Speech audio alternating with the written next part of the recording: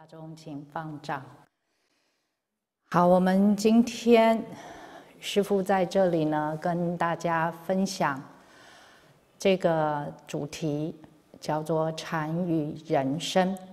那么当然，这个当中就包含两个部分师父不多做这个开场，我们直接进入主题。首先，第一个部分呢，我们先来谈一谈人生。好，这两个字。好，我们首先呢，我们看一看这个，我们在讲人生，人生第一个字很重要的就是“人”这个字。好，我们一家都是人。这个人字呢，是我们所有佛法当中讲有情众生当中的一类。为什么说是有情当中的一类？因为在佛法的宇宙世界观当中，告诉我们人不是唯一的一种有情众生。在佛法里面，我们讲六道，所以大家听过最有福报的，在六道当中，我们说是天人。再来呢，是我们人，还有阿修罗。那么比较苦难的呢，就是地狱、恶鬼、畜生。我们讲六道群灵，指的就是这六道。那我们今天很有福报，有幸生而为人。有一些人可能不这么认为但是呢，慢慢我们就会体会到，能够这一生得这个人生是一个很大的福报。可是呢，我们用这一个人生今生这一期的生命当中，我们把它拿来做了什么？这个就是一个问题。那么人有许许多多的分类，为什么会有这些分类？因为这些对我们都有影响。我们看一看我们从小到大，第一个就是我们的家庭背景，你来自于什么样子的家庭？你的家庭环境，你的父母，你的兄弟姐妹，对我们自己这一个人格长成有没有影响？有。对我们的思想观念有没有影响？有。所以原生家庭对我们有一个影响。好，你来自于东方，你来自于西方，你来自于传统的家庭，你来自于一个很开放 open-minded family， 对你的思想，对你遇到事情的时候，你的想法有没有影响？有。还有我们说再来一个最大的差别就是男与女，男众跟女众天然就是遇到某些事情女众会是什么心态，男众会是什么心态。那么有一些事情男众一辈子他都遇不到，什么事呢？对，就是女众能做的，男众绝对做不了的生儿育女这件事。所以男众他一辈子他不可能真的能够体会母亲在生产时候的那一种辛苦痛苦。但是现在也有师父听说呢，就有人呢设计了一种机器，就是电击几度的疼痛要这样子经历，你才知道这个身为一个女众怀孕之苦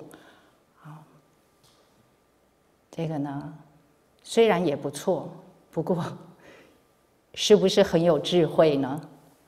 这样子的一种做法，让男众体会。好，那师父讲到，所以我们人，你从小到大的生活环境我们的性别，乃至于长大了，我们所被教育的学校给我们的一种知识观念，长大了以后你的职业，有的是读书人教书有的做 business 就专门搞经济好，有的呢走科学，有的呢走文化，所以这每一个的部分，会对我们产生潜移默化的影响，所以我们人就各个差别了。好，这个就是什么？外在的环境。那外在的环境对我们造成了影响，影响我们什么？影响了我们的情绪，就是我们的心意识。这个情绪呢，你看包含2个字，第一个叫情，第二个是事。这个情，我们简单说就是一种情感啊，每个人都有情感啊。有的人的情绪起伏很大，有的人呢情绪很平稳，是不是？我们看有一些人多愁善感，好，有一些人呢天马行空，就是那个脑筋就是你想第1步，他已经想第8步、第10步跑掉了啊。所以每一个人，这个就是情啊，生而有情，这个第一个就是我们的7情6欲，这个是世间人所说。在佛法当中，我们讲什么呢？讲6情根，讲5欲啊，都是一样的。那简单跟大家说，我们在中医上面也讲什么样子7情讲喜怒忧思悲恐惊，是不是这样？我们人大喜大悲的时候伤不伤身其实是伤身的所以要知道，你看我们的身体为什么不好呢？其实跟我们的心境就有关系。要知道4果的阿罗汉，什么是叫做4果的阿罗汉呢？这个是一个果位上的圣人。这个阿尔罕，那大家就听过。这个阿罗汉的圣人，他就是漏尽了自己的烦恼，漏尽了自己的第1重烦恼，把见思惑给破掉了，就是自己的生死了了，他永远不生病心也不生病，身也不生病，这就是佛法所说的第1重的圣人。那么我们没有到达这个境界的时候，每个人情绪会不会受外界的影响？都会所以我们遇到了有的人呢碰到事情，你看他慌慌张张；有的人呢沉着不乱，对不对？这就是面对事情的时候。那所以世间的人现在也说要懂得 EQ 管理，有没有？现在 IQ 不够看，要看什么？要看 EQ。智商很高的人有没有烦恼？没有烦恼吗？你们有听过新闻上面一个就是以前很聪明绝顶，16岁就拿 PhD 这一个新闻16岁就在美国麻省理工学院拿到博士学位，然后20几岁得重度忧郁症，32岁自杀。所以聪明的人没有烦恼吗？也有烦恼那么不能够面对境界，不知道怎么样来改变现况，陷入了一种这种忧悲惊恐的状态里面出不来所以人其实最怕的是什么？面对不了自己，解决不了自己的问题所以这个就是情绪对我们会产生的影响是不是这样？所以你看人，每一个人差别相就从这边开始了，男相、女相、年纪、老相、少相有的人呢，你看70岁看不出来他70、80了，看起来就好像40岁、50岁的人。有的人呢，他才30来岁，40岁不到，他看起来已经像60、70岁，暮气沉沉。所以相有没有绝对？没有，问题出在哪里？心。你的心很光明、很开朗的时候，我们可以看看啊，想一想，我们认识的、亲近的这一些诸山长老、大和尚们，年纪很大，80岁、90岁，可是你看他的脸，就像童子一样，啊，那个笑是非常的纯净，跟在他的身边就是很欢喜，啊，好像烦恼都没有了。这就是一个人的法界展现出来的。那么我们人，所以刚刚讲到有这么多的情绪呀，世间的人就懂得说啊，我们要懂得怎么样来管理自己的情绪啊。中国人有一句成语讲波澜不惊，对不对？好，你如果能够泰山崩于前而面不改色，那就代表你有些功夫了啊，遇到境界，不是只是在禅定啊打坐这个地方能够有一种定境，不是啊，是真正遇到大难，面不改色，这个心一动都不动啊，那真的就是像心若磐石了。讲到这里，师父想到一个公案，咱们讲一讲啊，很多人可能听过啊，师父也经常跟大家分享。我们都知道中国历史上一个大文豪叫苏东坡，有没有啊？那他有一个这一生呢，宋朝的时候，那他就有一个很好的道友啊，法师叫做佛印禅师。他们两个过去生其实是师兄弟来的，啊，过去都是出家修行。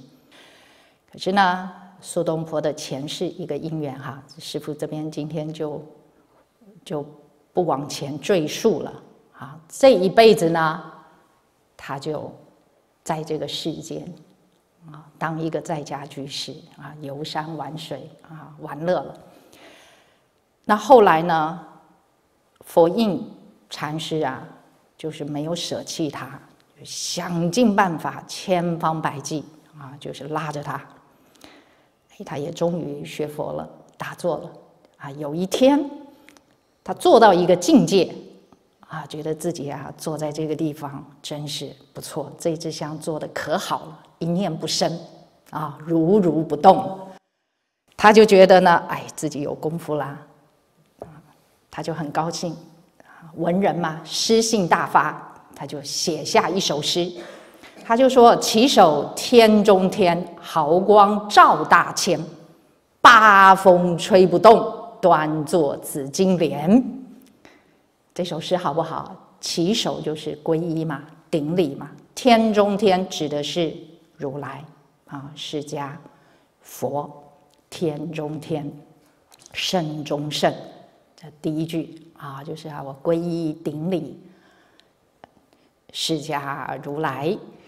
毫光照大千，这两句就是在赞叹佛啊，佛啊，头有头光，身有身光啊，全身都在放光，毫光照大千。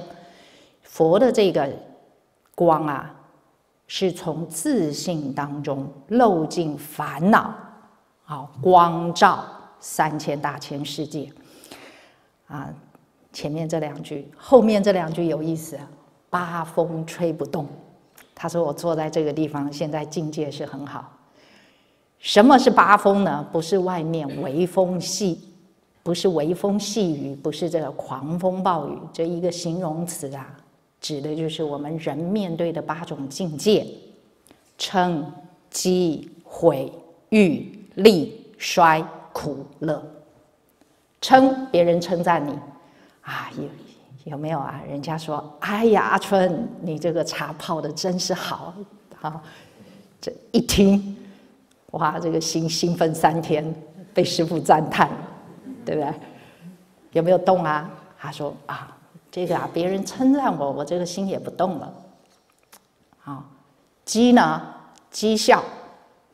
哎呦，你学佛学这么久了，怎么做事还这个样子？讥毁你，会不会啊？啊，人都有这一张嘴，所以这8种境界有好的，有不好的。有快乐，有苦，是不是？我们人生，每个人都要经历苦乐。他说：“我八风吹不动，端坐紫金莲。”我现在坐在哪里呀？我坐在这朵莲花，是紫金啊！要知道，我们中国人说啊，有一种金子最贵的啊，但是后来呢，师父又听说那个其实不叫金，那个叫做铜。铜里面最高的成分、最好的叫紫金啊。紫金钵，大家有没有听过啊？金碧峰祖师啊，皇帝就供养了他一个紫金钵。好，所以他说端坐紫金莲，哇，我这朵莲花，这朵莲花不是黑莲花了，不是铁莲花了。什么样子的人坐在铁莲花上面啊？这个心就是完全一片黑暗啊，看什么事情都是负面的。听人家讲一句话，马上就想，哎，他是不是在骂我？啊，这个就是坐在铁莲花上面了。那再来，铜莲花、银莲花、金莲花，是吧？啊，白莲花就是清净无染。他说我现在端坐紫金莲，看我这个境界高不高？很高，对不对？啊，他写下这首诗，他就请他的这个侍童啊，书童来帮我送去这个过个江啊，去给佛印禅师看一下我现在这个境界。书童就把他这首诗送过去了，然后呢，佛印禅师打开一看，在上面批了2个字，啊，批了2个字呢，就请书童再送回去。然后佛印禅师呢，就把他的大门一关跑了。为什么要跑呢？啊，因为就是后面就有事儿了。书童回去了，啊，苏东坡呢就说啊，这个佛印禅师看了我的诗，怎么说啊？书童就把这封信还给苏东坡，打开一看，上面2个字。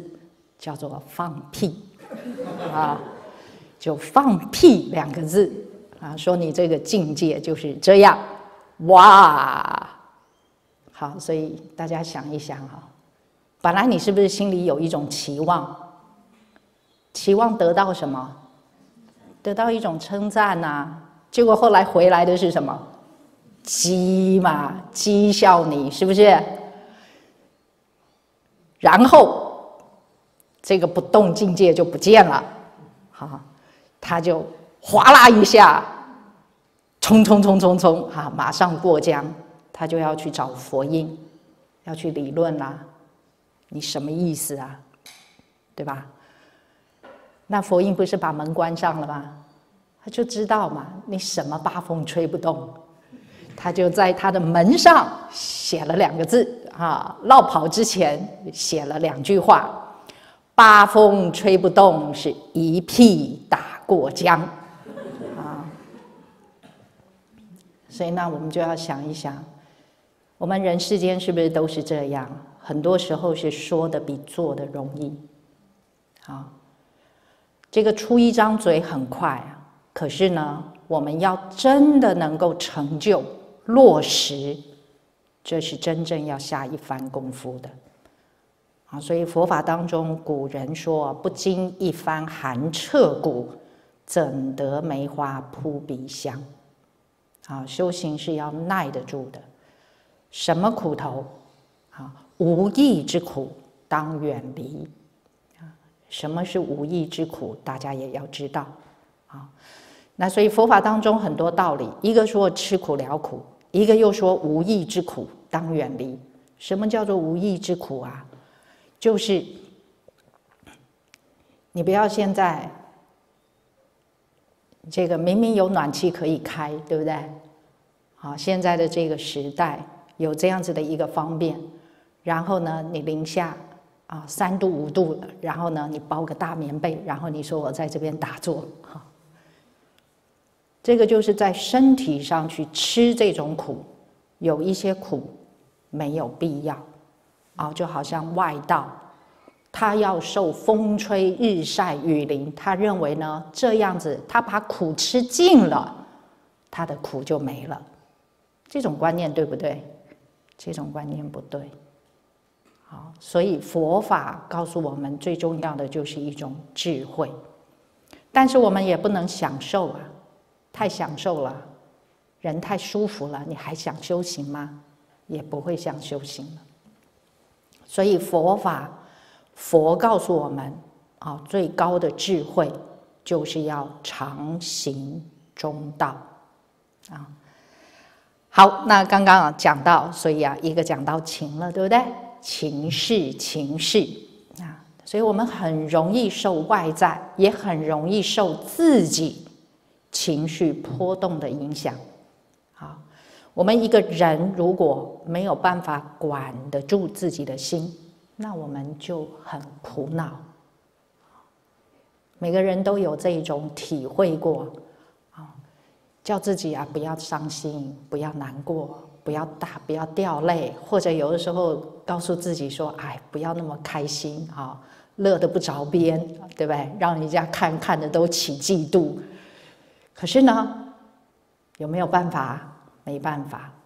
好，晚上继续想到失眠睡不着还要吃安眠药。现代的人很多就是有这样子的问题呀。很多人失眠需要吃药才能睡觉的，有没有？有这个就是一个人的情的问题。所以我们说我们是有情众生，有情众生。简单的说，为什么会叫做众生？因为我们的心念这些情绪的波动太多了，众多的生灭。前一刻钟你可能还眉飞色舞，突然一下听到一个什么噩耗马上嚎啕大哭所以人就始终都受着外境的牵动影响。再来呢，这个识，我们说这个识字就是我们的意识。这一种意识意念当中有什么样子的作用呢？它有一种分别，有一种了知的作用。所以简单的说就是什么？我们每一个人的思想、逻辑、观念。世间经常我们会看到的一个问题就是，中国人说公说公有理，婆说婆有理，有没有？每一个人都站在自己的理那边那么从单方面的一个角度来看，可能还真的有理所以有理就说不清了那更糟糕的，有的时候就是我们会发现两个人鸡同鸭讲鸡同鸭讲系咩？就是你讲的这个跟他讲的那个两个完全在两条路上所以一样米养了百样人，我们每一个人各个不同，是不是就是这些产生的差别相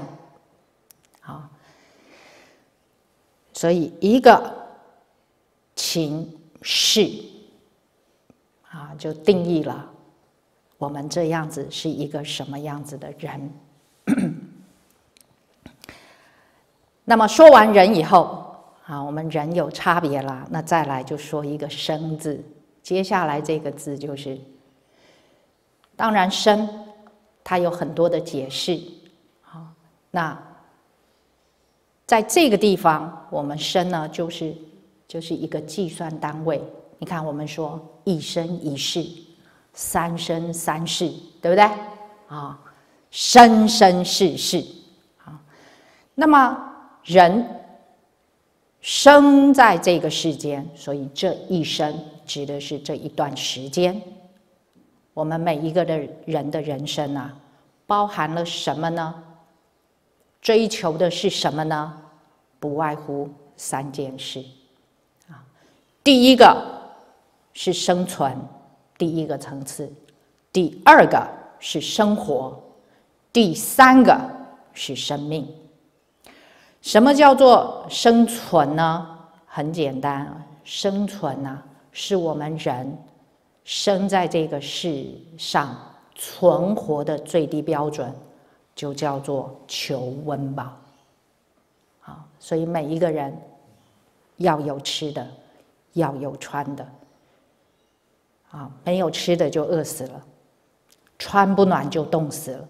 所以这个是第一重，每一个人活在这个世界上，啊，会要面对的，求生存。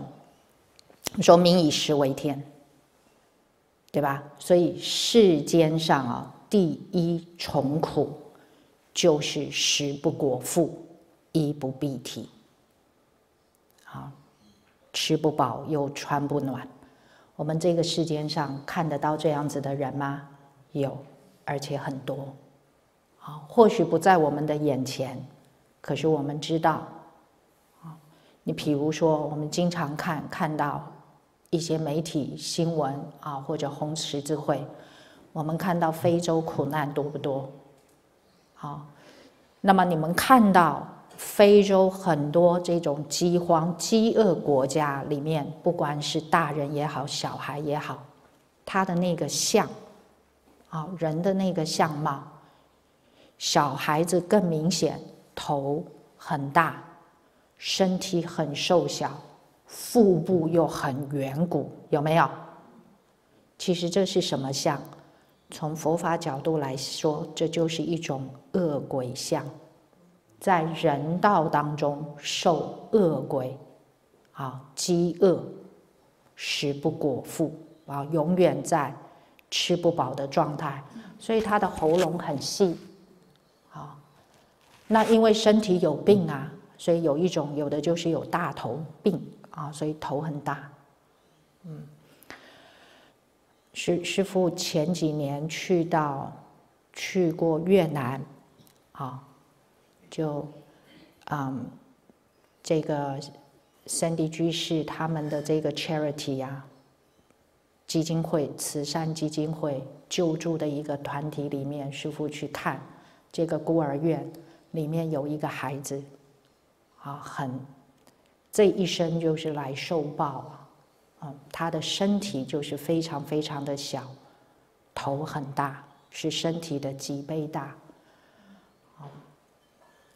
这一生来受报，那其实这样子呢，这一生的生命是很短暂的，啊，因为他一定活不大的，只是能够尽力。所以我们看人生呢，这第一重苦。那大家我们现在就想一想，我们有没有福报？有福报啊。没有闹饥荒了，没有动乱了，啊，对呀，这个天太冷了，那个开关一开有暖气呀，这么一想，是不是很有福报？要知道，全世界啊，现在70几亿的人口啊，至少有一半是吃不饱、穿不暖的。为什么呢？有很多很多的粮食养出来，不是给人吃的，给什么吃了呢？给牛啊，给猪啊，给羊啊，产出来的这么多的稻作、谷物啊，农作物，为什么给了他们吃呢？因为人喜欢吃肉啊，为了要吃肉，所以要养啊。那养他们呢？他们的食物从哪里来呢？就从大地啊，人的种植来。所以有的时候想一想，人到底在追求什么？你追求的幸福快乐是不是真的是幸福快乐？这都是一些问题。这是第一重，第二重，穿得暖和，吃得饱。生活无忧，这是第一种幸福。第二重追求生活，这种生活就是一种质量了。这个世间的人说，生活要有一种品味，有没有？啊，那有的人就说，我每天辛辛苦苦的工作啊，师父你叫我不要享受人生，对不对？那我这么努力做啥呢？所以当然就是要慰劳自己。怎么个慰劳自己呢？吃点好吃的，是吧？住得舒服一点，布置得好一点啊，享受，有错吗？不能说这样一定是错的。OK， 它不是绝对。人生啊，就是我们下午啊，大家一起喝生食茶，有错吗？没有啊。好，可是要知道，问题就是有没有追求过度。所以如果说我们一个人只重视物质的生活享受，那会出现什么样子的问题？所以就是为了追求物质啊。什么是物质？怎么样子的一种状态可以让你带给你更好的物质享受？不外乎求财、求名、求利、求权势，是不是这些？所以佛法当中就讲，你为了追求功名利禄，不知道厌足了，就不知道 stop 了。OK， 就是 there is no point for you to stop。为什么？因为我们人天然天生，这个就是我们人生来的一种无始的习气，都有一种贪心。你看不到自己的贪念，有了还想更多，这就是众生的毛病。所以有了100万，你想1000万；有了1000万，你想要1亿；有了1国，你想要统治全世界。这个世界上有没有这种国家？他想要操控全世界对不对？对，咱们心照不宣。这世界上就是很多时候的一种动乱是怎么来的？就是因为被别人操控而不知道做了别人的棋子。那么所以这一些你看，小到个人为了自己有的时候做一点点生意，为什么人会想偷斤减两？就为了多赚那么一点点偷工减料一个房子，为什么要偷工减料呢？减少一点点成本，我少配一点，我自己口袋里就多一点。那为什么会这样想呢？因为我想更好的生活。我想更好的生活有错吗？本来没错，可是你的贪心让你不知道节制，之后就产生了种种的问题所以为了自己的享受，你的事业、你的名利，你是怎么达到目的的？如果说是正正当当，我们凭本事、公平竞争那问题不大。可是这个世间慢慢我们看到有一些就是不择手段，巧取豪夺，对吗？商业间谍也就是这样来的偷人家的配方，为什么要偷呢？自己不研发，拿别人的顺手牵羊过来做一做。好，所以我们不要看有一些人表面上他很风光，对吧？但是其实他却造了很多的业自己也不知道。这一种人给社会带来许多动乱，乃至于造成大众的伤害。我们说有一些做食品的人没有良心，对不对？所以以前我们看过很多很多食品的危安，就是这些危害，对吧？所以这个就是什么啊？不管是海内海外都产生过。台湾过去也曾经出了一个很大的新闻啊，当然因为在不同的国家了，所以并不是所有的人都知道啊，不是只有这个地方的人会有贪心做这种事。做什么呢？拿地沟油再回来装在油桶里面处理一下，然后再拿去卖。有没有听过？有。好，那要知道，不是啊，不是，我们不能这样讲啊！你看看你们台湾人，对不对？多贪心，只有台湾人贪心吗？不是吧？是人啊，咱们是不是人？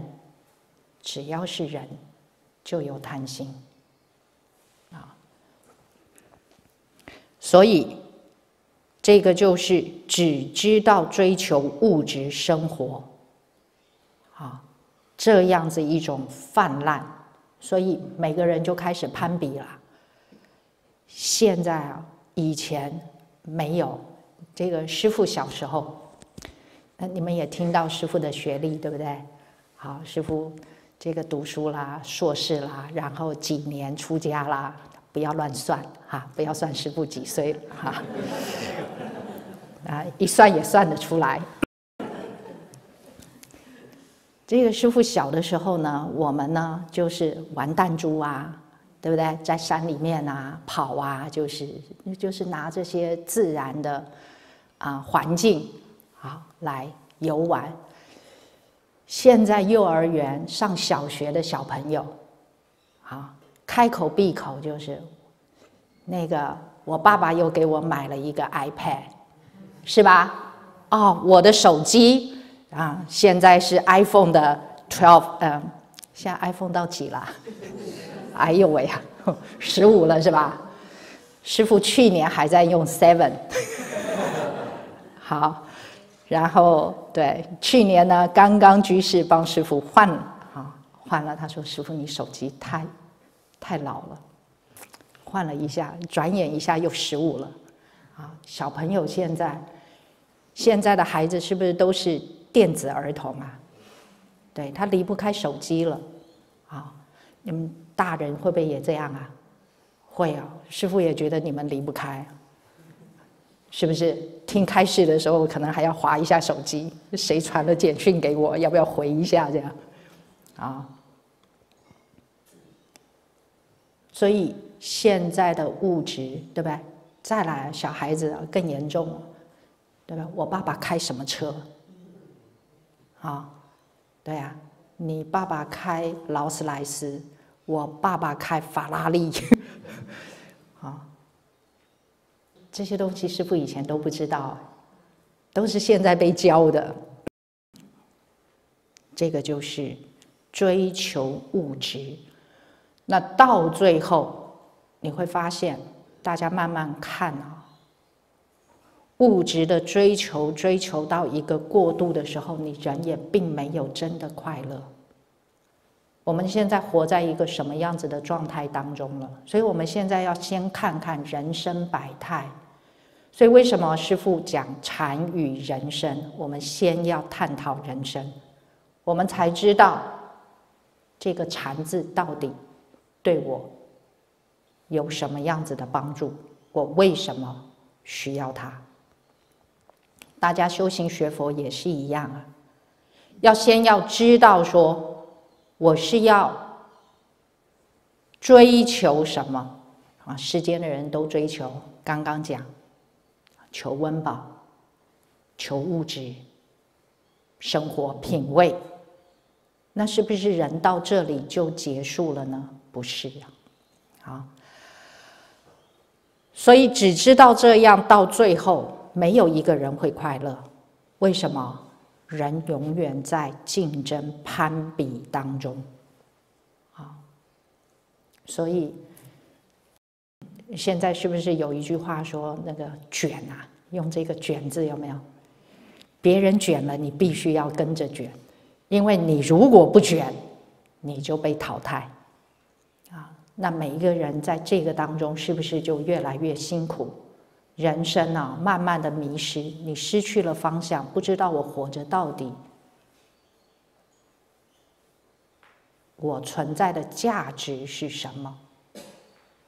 啊，我们一个人，所以追求的方向是很重要的。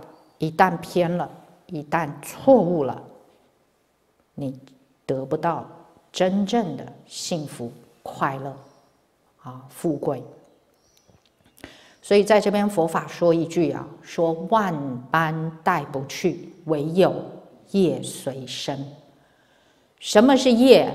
很多人一听到这个业字，哦呦，业障来了啊！你有业障。这个一听什么是业障，好像那个业是 formless something， 好像是无形的什么啊？这个就是没有正确的认识。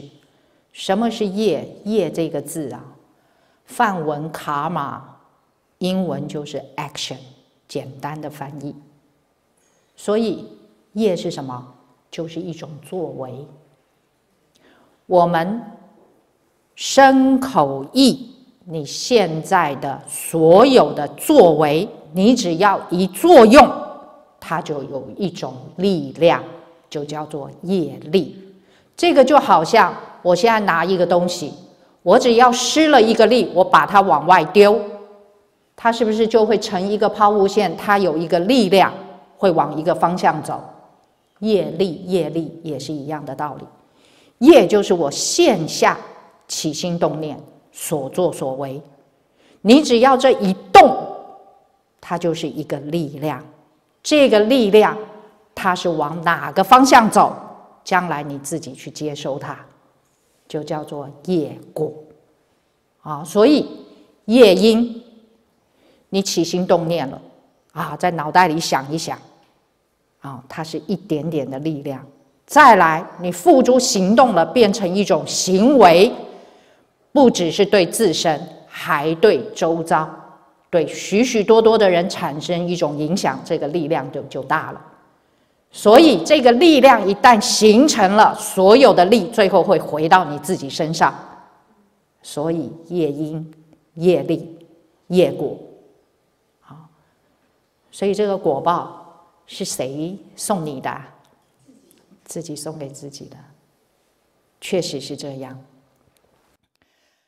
可是大多数的人就是对业没有认识，自己在造什么业不清楚，糊里糊涂的，没有看清，不知道自己现在做的，将来自己要受苦，所以现在他在做什么，他不怕。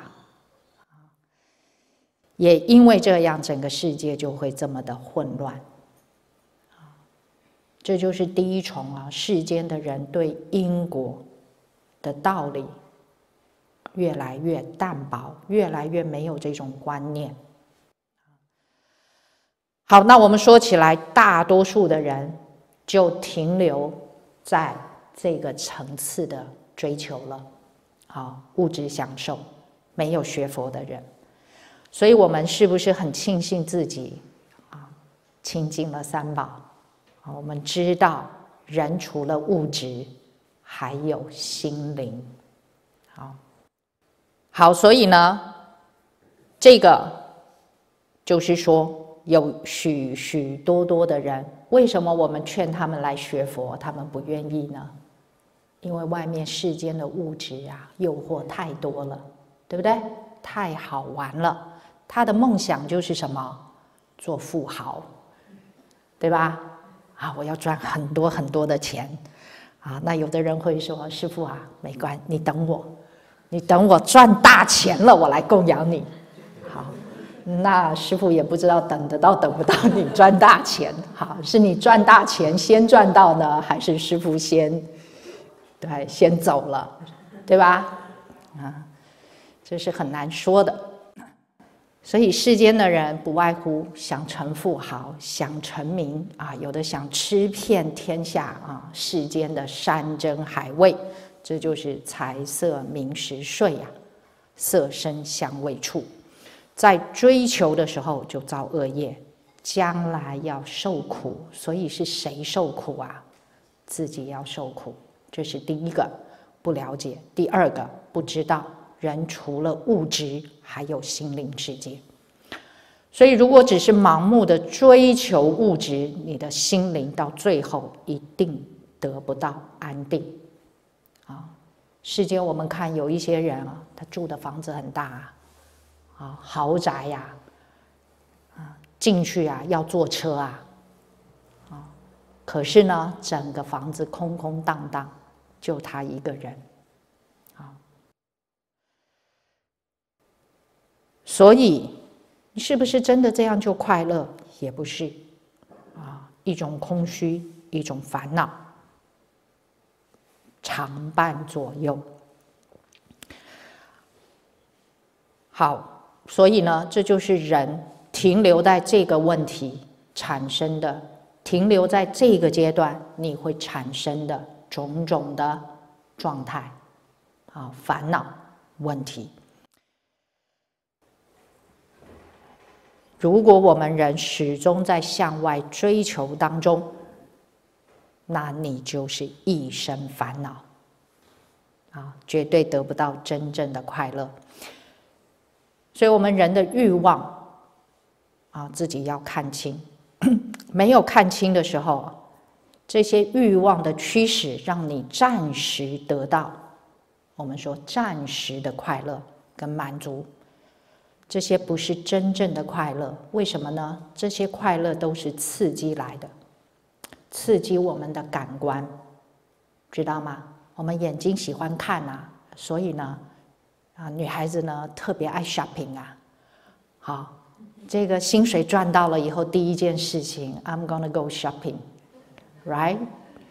对 ，to satisfy my closet 就是我的衣橱少一套衣服，我的鞋柜少一双鞋，对吧？我的包包还少一个颜色，是吧？对，女众呢，就是我永远少一样东西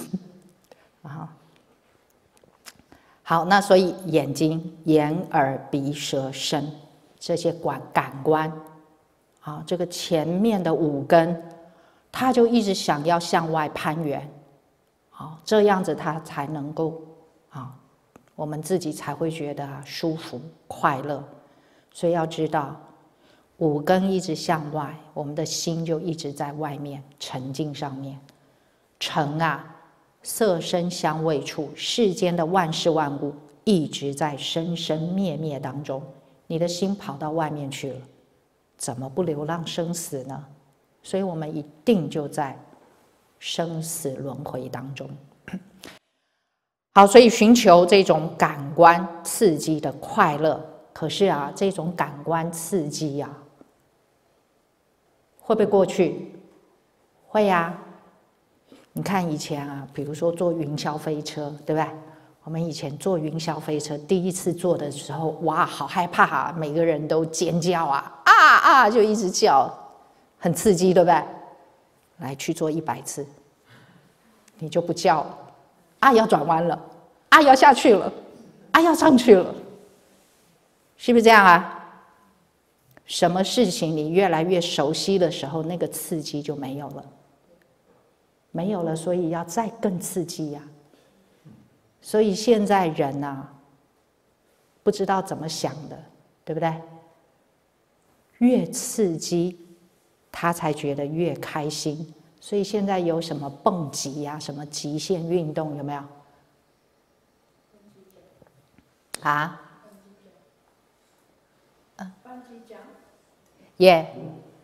这种事情有没有出过事？有绳子断掉的所以这是什么问题？就是因为他不这样，他找不到快乐。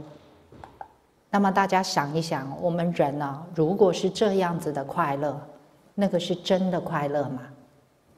不是真正的快乐。所以要知道，想要从外边任何一个法万事万物，你觉得你得到了，你会满足，你会开心，你会快乐，这都是一种妄想。为什么？因为你永远不会满足。所以年轻的人啊，他躁动的时候，为什么啊？他会想要去飙车啊，对不对？这些就是为了要找感官刺激，那不知道真正的快乐在哪里。所以一次会比一次严重啊，一次又比一次强烈。所以世间上很多很多这种年轻人、青少年啊，种种的这些问题，那不是只有小孩、青少年才有，大人也是一样啊。到最后这样子一种周而复始的恶性循环啊，更甚者就有人专门现在世间出现一种什么呢？摇头丸啊、安非他命啊、白粉啊，这些毒品是不是通通出来了？有一些人就去吃啊，吃这些东西做什么呢？麻痹自己呀。他觉得他这样子，他只要他不想了啊，跟这个世间脱离了，他在另外一种状态当中，他很快乐，所以就吸毒了。一个人的人生这样就毁掉了。所以这一些啊，不管是用什么方法刺激让自己快乐，或者说是麻痹让自己不要不快乐，这些方法只会让自己越来越昏昧啊！我们说到最后迷失自己，迷失人生的方向。所以佛法告诉我们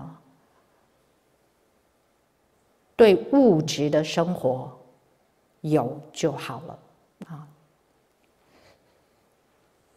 不要无限度的追求，因为追求不完啊。所以对世间的物质世界，我们要看破，要放下，要看淡。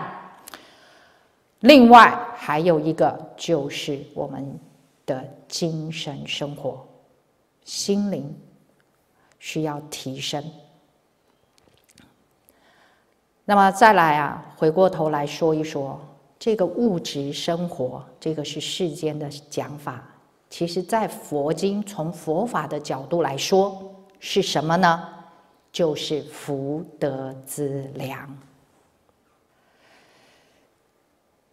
大家想初开始来道场发心其实很多人是求什么来的？求能够得一些福报，是不是？求我人生能够如意这个还是不离开因果的道理。你说如果求不到，那佛法因果的道理就不成立了。我们说种什么因，一定能够得到什么样子的果。这是因果最重要世间的第一个真理。那佛法当中所谓的福德资粮，要从哪里来？从修善法来。世间人的追求物质眼睛里面只有他的享受。可是佛法当中跟我们讲的一个人的福德资粮就是福报。福报要从哪里来？从修善法。为什么我们要修善法？因为也要知道，如果说我们人没有福报，你做许多的事情老是就是碰壁不顺利事情很难成就，处处都容易生障碍。我们即便想要修行，你的障碍也很多。比如说家庭里面亲眷给你的障碍，你想要学佛啦，对不对？你想要找到了一条光明的路啦，你知道这条路很好，你想要走啦，有人拉着你的后腿，不给你走，这是不是障碍？有啊，这种障碍怎么来的？你过去也是这么抓着别人不让人走。这个大家会不会觉得说，哎，师父，你已经第一支香快讲完了，讲到现在还没讲到禅呢？哈哈，这个到时候听到下午啊，大家就更知道，其实师父从头到尾都在讲禅。六祖大师呢，在《六祖坛经》上面讲了一句开示，他说：“若是众生，即是佛性。”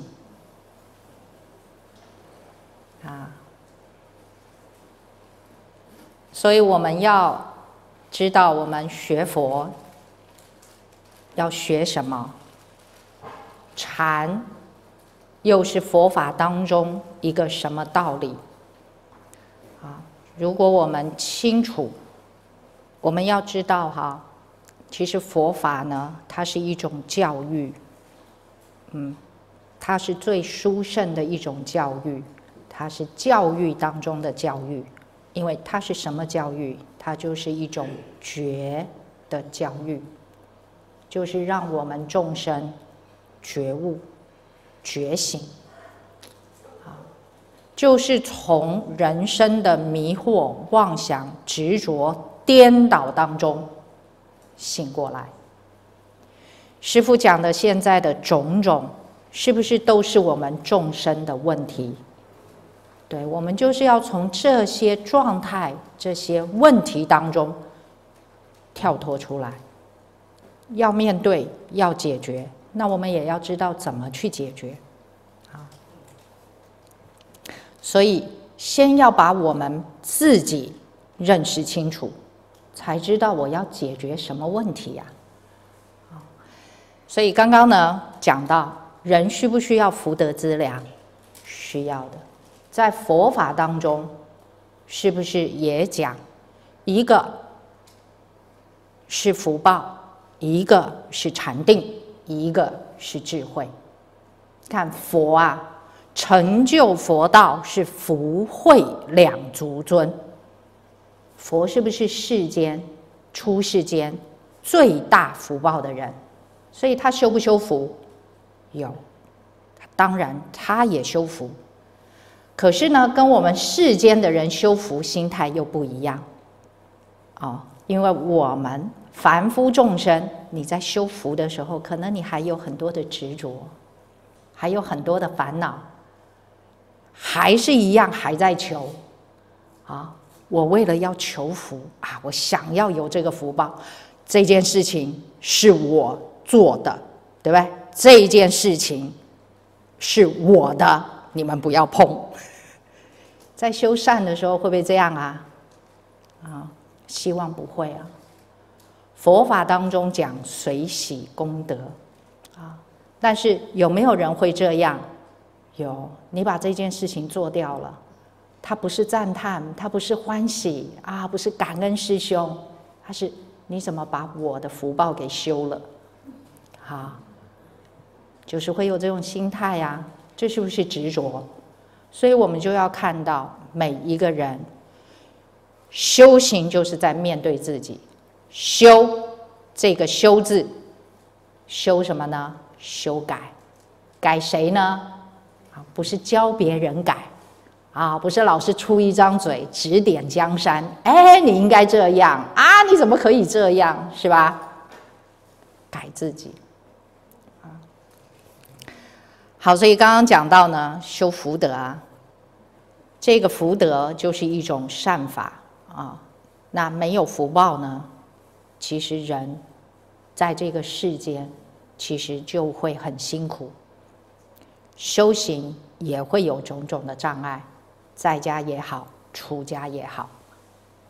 所以我们看到有一些人他明明他很聪明，觉得他聪明伶俐可是他就是机会不好，怀才不遇遇不到伯乐，有没有？对，或者呢，他就是比别人慢一步，慢了这一步，机会就给别人带走了，有没有？有。所以福报重不重要？很重要。中国有一句名言有一句成语是这么讲的，他说：“时来风送滕王阁，运去雷轰见福碑。”大家有没有听过？这个是两个故事。风送滕王阁，这个滕王阁是指的当时唐朝的一个王勃。我们知道王勃后来14岁的时候少年成名，就是因为他做了这一部《滕王阁序》这个王勃是唐代初年的时候，我们说四杰之一所以也是非常了不起、很有才气的一位。那他的父亲呢，那个时候在江西一个交趾县这边当县令，王勃要去探望自己的父亲。这一天呢，他行船，坐着船来到了马当这个地方。他在马当这个地方后来遇到什么呢？就是遇到江西那个时候的都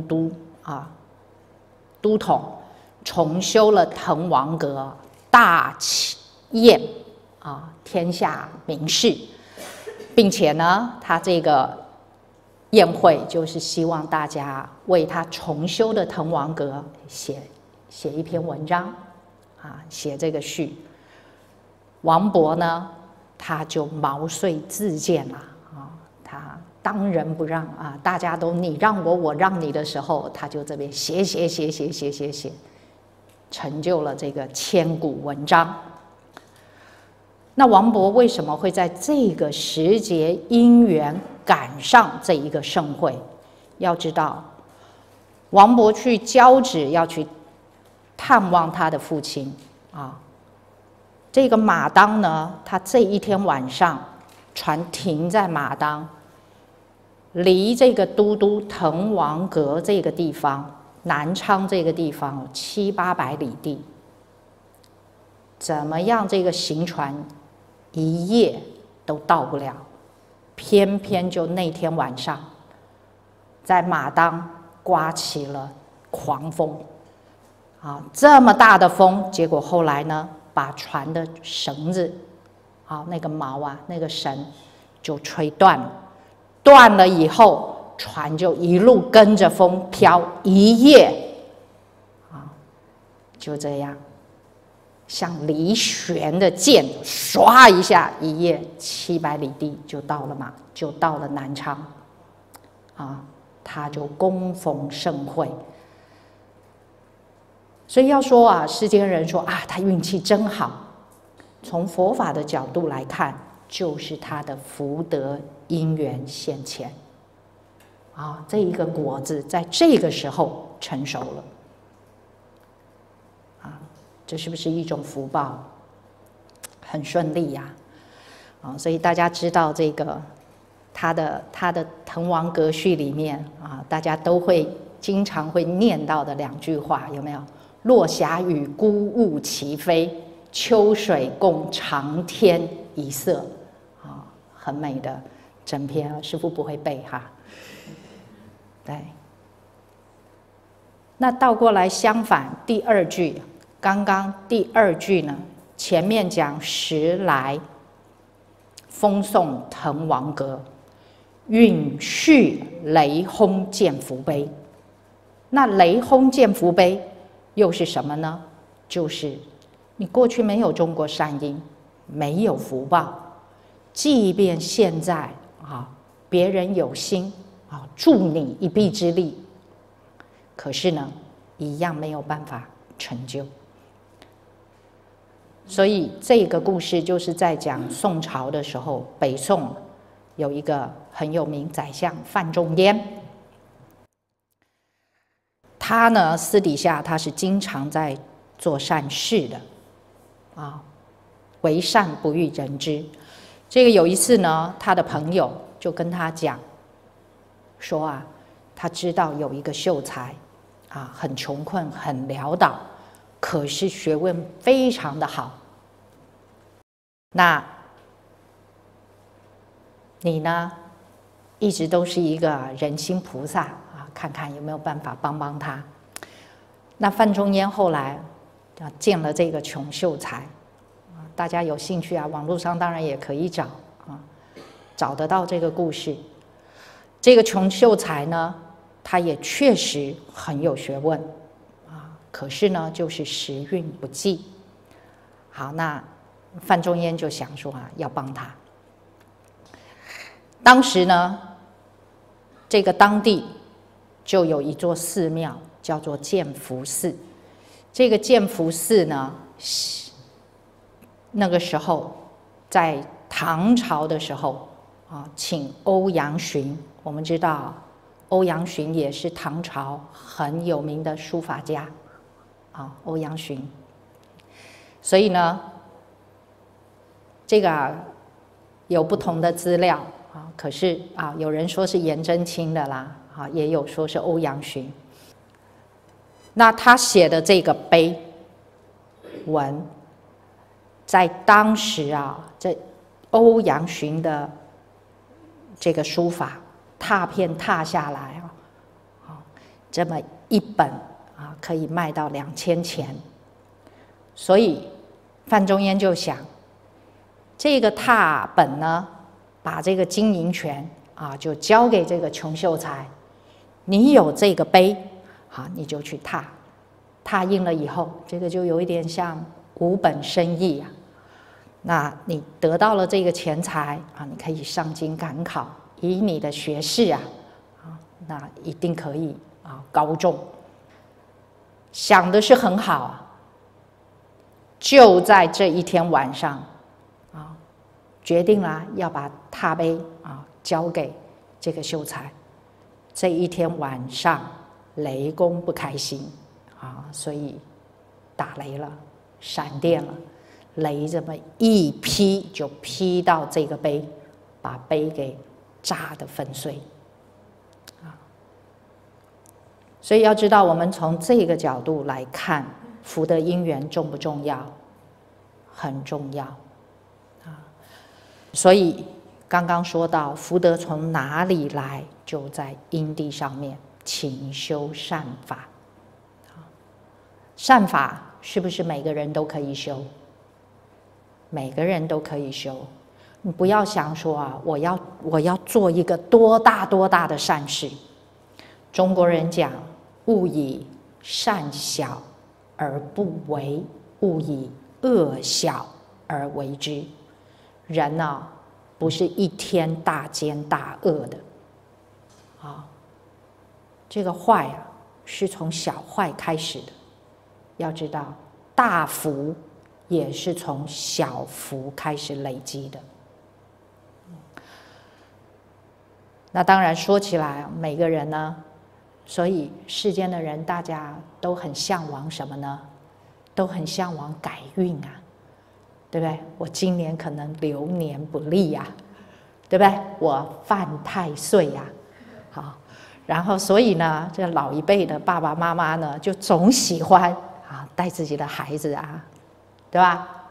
你们有没有都被拎去算过命看过相批过八字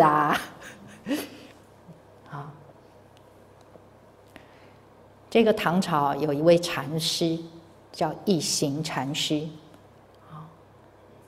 他呢就是上知天文历法中国实行了很久的一个农民历这个历算的算法是一行禅师留下来的所以他能够看天象他也能够看人相神机妙算他有一个公案就经典上典籍上面记载，就是他还能够算一个桌上的花瓶，这个瓶子什么时候会碎都被他算准了。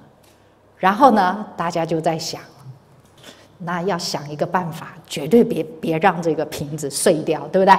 所以每个人就很保护他，好，大家都围着他看哦，就在想，哎呀，他会不会碎？好，一行禅师算的时间快到了，快到了，还没碎啊，还没碎。后来呢？后来果然碎了。怎么碎了呢？突然飞来一只鸡。就从外面飞来，唰一下翅膀一飞，把这个花瓶给打翻了，花瓶就碎掉了，就在这个时候碎了。那这么优秀厉害的一行禅师，他对这个相看相算命，他说了几句话。他说：“7尺之躯，不如1尺之面；1尺之面，不如3寸之鼻；3寸之鼻，不如1点之心。”所以什么最重要？心啊！你看这个人身长7尺8尺，对不对？你想要看他怎么样？不用看那么多，看他一张脸。你看他的脸现在印堂发黑，啥都不用看，你要倒大霉，是吧？额头光亮，那你人逢喜事精神爽。这需要看吗？不需要看，其实就是什么？人的相由心生。那我们的相有没有在改变？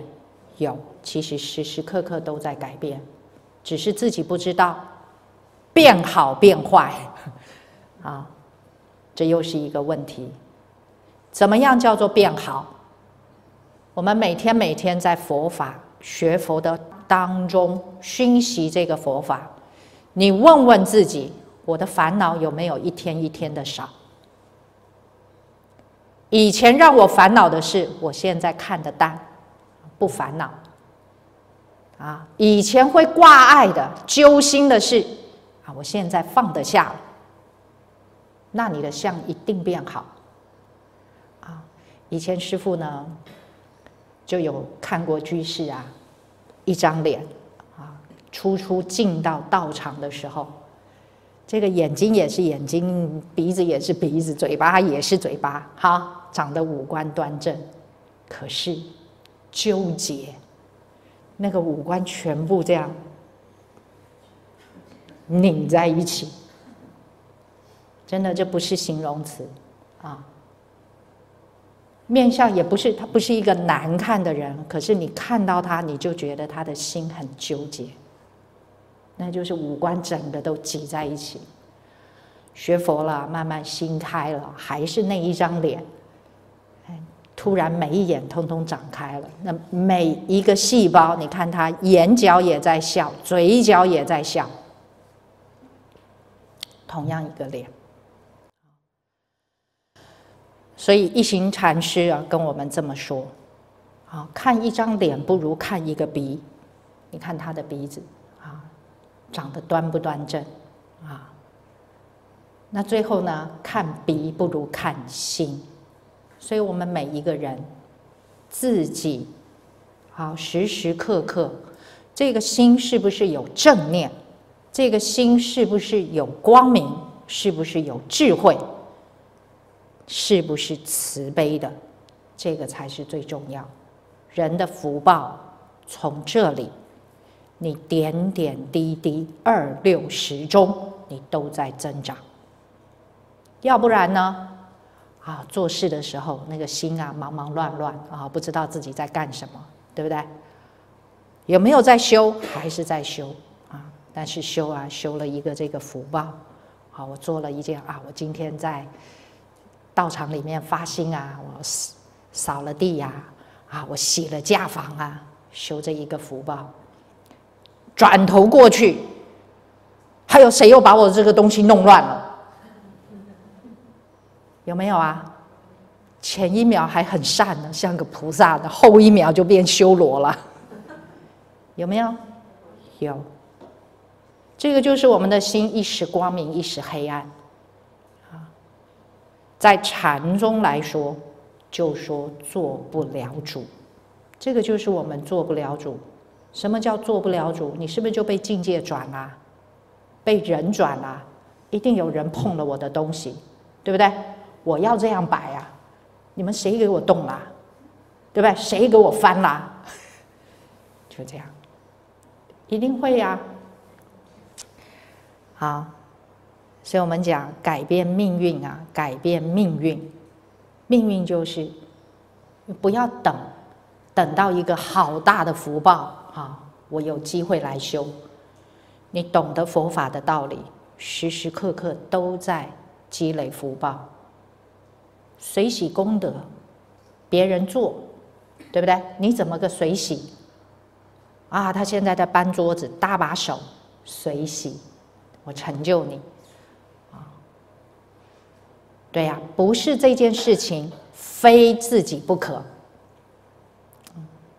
一句赞叹口语呀，这个口就有一种爱语的布施，它也是一个福报。那我们为什么要这样做？你们不要觉得说，不要想说啊，那你跟师父讲说，哎，师父，这样子修行好像有一点很假，哦，不是，要知道，假久了就变真的。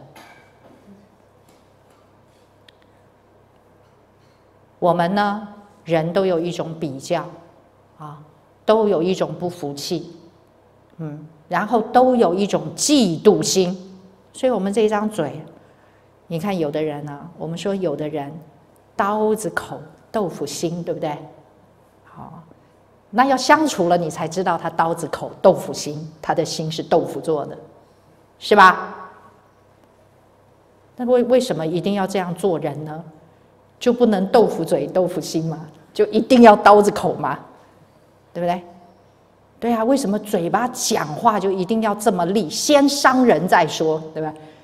就不管有理没理，咔嚓咔嚓，那个先来2刀。这是什么？这就是习气。过去行为已经累积习惯了，自己不知道。所以很多人会讲，我就是这样啊，有没有？这是最常会听到的，这就是我啊，对，我的个性就这样。个性可不可以改变？可以啊。所以改变个性，改变习气，就是在改变我们自己的命运。所以修善是第一步，积累福德资粮。可是呢，你又不能起执着。所以在《金刚经》讲，《金刚经》跟我们讲，《金刚经》就是一种智慧，《金刚经》也就是禅。我们在修福报的时候，修一切善法，后面还有一句很重要，不执着一切善法。所以很多人呢，看佛经解释佛法，解释错误啊，依文解义，三世佛冤哦。他们怎么说呢？不要执着，不要执着，执着这2个字没看到，他就看到不要。啊，所以不要执着就是不要，这样对不对？不对。钱财重不重要？穷人跟你说不重要，一点都不重要，我一点都瞧不起他。你看他等他有100万的时候重不重要？没有的时候你说啊我不稀罕，有的时候不稀罕那是真的不稀罕，是不是这样？是真的看得破放得下。善要不要修？要。你修了善能不执着善，这才是真的不执着，对吧？你不能说啊我不执着这个善，这个福报给你修，是吧？有一些人这么做啊，这修福报好啊，对，这个福报送给你，对吧？你修，我不执着，我随缘。有没有人这么说的？有。他不是真的不执着，他是懒，好，懒得不想修啊，就用一张嘴巴说啊我不执着，我不执着。大家要知道，佛法就是一种智慧啊，大家要知道，最高的佛法，佛者觉也。这个觉悟的心，什么才是真正的觉悟？就是正遍知，了达世间万法的真理。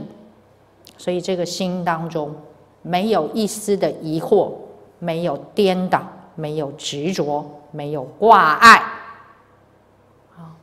所以当他没有世间这些万法的执着、缠缚、挂碍的时候，这一念心通法界，所以他能3000大千世界啊，千百亿化身了。